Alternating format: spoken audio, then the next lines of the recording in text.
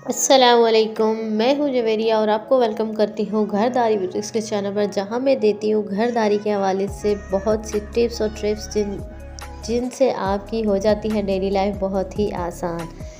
तो आज की वीडियो में लेकर आई हूँ आपको चने की दाल से रिलेटेड बहुत ही आसान टिप्स, यानी मिनटों में आपकी मज़ेदार चटपटी चने की दाल बनकर तैयार हो जाएगी और इतनी मज़ेदार और लाजवाब होगी, खुश जायका होगी कि खाने वाले उंगलियां चाटते रह जाएंगे। और बग़ैर किसी मेहनत के, बग़ैर कोई वक्त लगाए, ना ही हम कोई प्रेशर कुकर का इस्तेमाल करेंगे, ना ही किसी ऐसी चीज़ का, बस 10 मिनट में आपकी चने की दाल बन कर के तैयार हो जाएगी।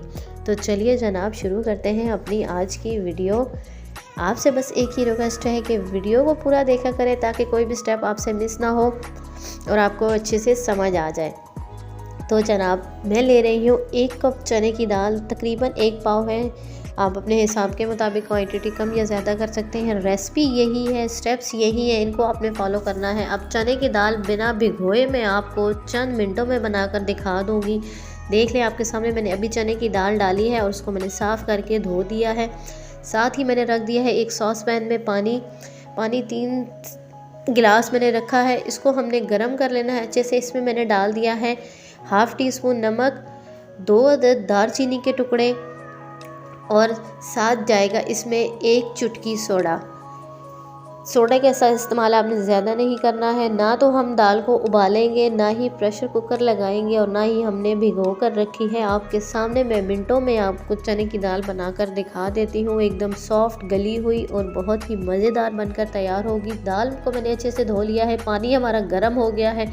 अब हमने इसमें डाल देनी है दाल और इसको हमने उबाल आने देना है, यानी चूल्हा हमने तेज़ करना है और इसको 2 मिनट तक आपने उबाल लेना है। बस 2 मिनट हो चुके हैं, दाल को उबाल आ चुका है। अब हमने कर लेना है इसको साइड पे और इसी साइड पे हमने बना लेना है अपना तड़का, यानी हमने इसका मसाला बना लेना है। उसके लिए मैंने लिया है आधा कप कुकिंग ऑयल और साथ डाल रही हूँ मैं प्याज। आप ब्राउन प्याज भी ले सकते हैं, गोल प्याज जिसको कहते हैं।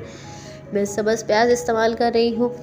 बारीक चॉप करके इसको हमने हल्का सा ब्राउन करना है। बिल्कुल इसका कलर आपने गोल्डन नहीं होने देना, हल्का सा जैसे ही ये फ्राई होने लगेगा, साथ ही हमने इसमें डाल देना है लहसुन आप कुटा हुआ डाल सकते हैं, लहसुन आप इसमें पेस्ट भी डाल सकते हैं, जो आपके पास अवेलेबल हो। मैं कुटे हुए लहसुन को प्रेफर करती हूँ क्योंकि उसकी खुशबू ज़्यादा होती है। यहाँ आपको देने लगी हूँ एक और कारामद टिप कि जब भी मैंने टमाटर का छिलका उतारना होता है तो मैं साथ उबलती कोई भी चीज़ होती है उसमें रख देती हूँ। 30 सेकंड के अंदर आपके टमाटर का छिलका बिल्कुल अलग हो जाएगा, बहुत ही आसानी से। ना तो कोई आपको अलग से एफ़र्ट करनी पड़ेगी, ना ही आपका कोई वक्त लगेगा।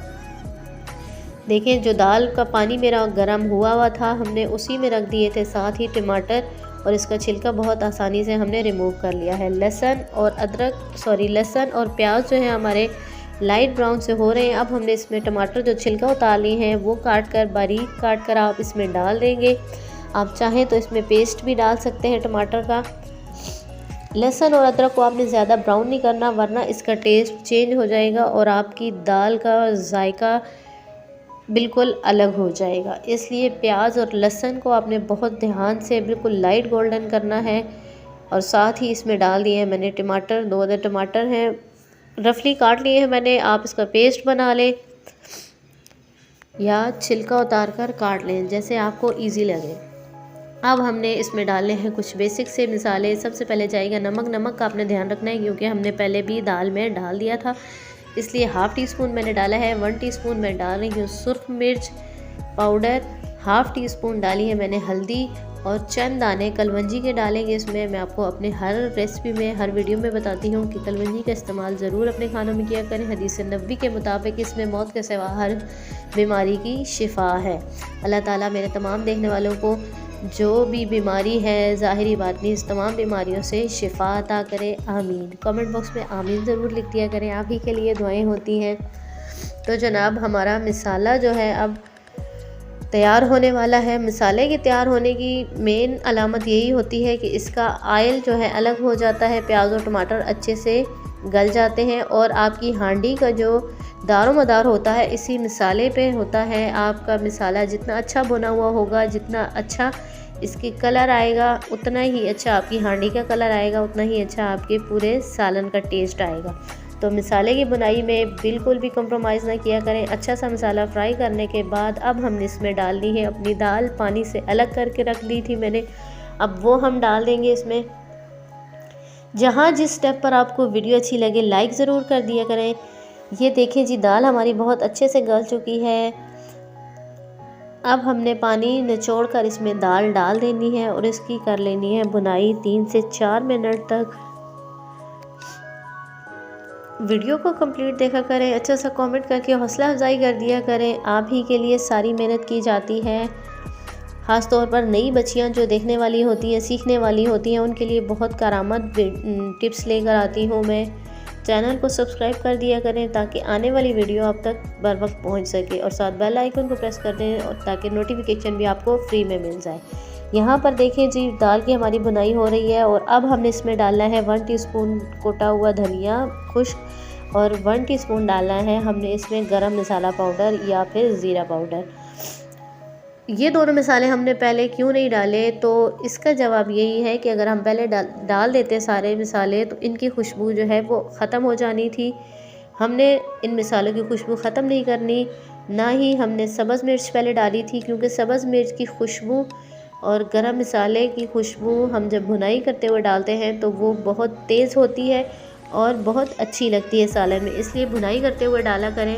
छोटी छोटी टिप्स होती हैं, इनको ज़रूर फॉलो किया करें और फिर मुझे फ़ीडबैक दिया करें कि आपके खानों में क्या चेंज आया, आपके घर वालों ने क्या रिव्यू दिया है आपके खानों पर जब आपने मेरी टिप्स को फॉलो किया।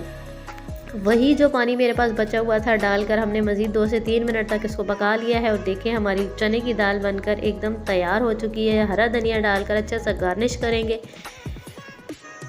और गर्मा गर्म चपाती के साथ सर्व करेंगे। आई होप आपको मेरी वीडियो अच्छी लगी होगी। वीडियो अच्छी लगे तो कमेंट बॉक्स में बताना हरगिज़ मत भूलिएगा। टिप्स और ट्रिप्स को फॉलो ज़रूर किया करें और अपना फ़ीडबैक दिया करें। कहाँ किस शहर से किस मुल्क से मुझे देख रहे हैं ये भी ज़रूर बता दिया करें। जानकर बहुत खुशी होती है कि हमारे हमसाया मुल्क यानी इंडिया से भी बहुत से लोग मुझे देख रहे हैं और पसंद कर रहे हैं। आपकी मोहब्बतों का बहुत शुक्रिया। जहाँ रहें खुश रहें, आबाद रहें। मुझे रखिएगा दुआओं में याद, अपना रखिएगा बहुत सा ख्याल। खुश रहें और खुशियाँ बांटें। अल्लाह ताला आपके लिए खुशियाँ और आसानियाँ पैदा कर देगा। अल्लाह हाफिज़।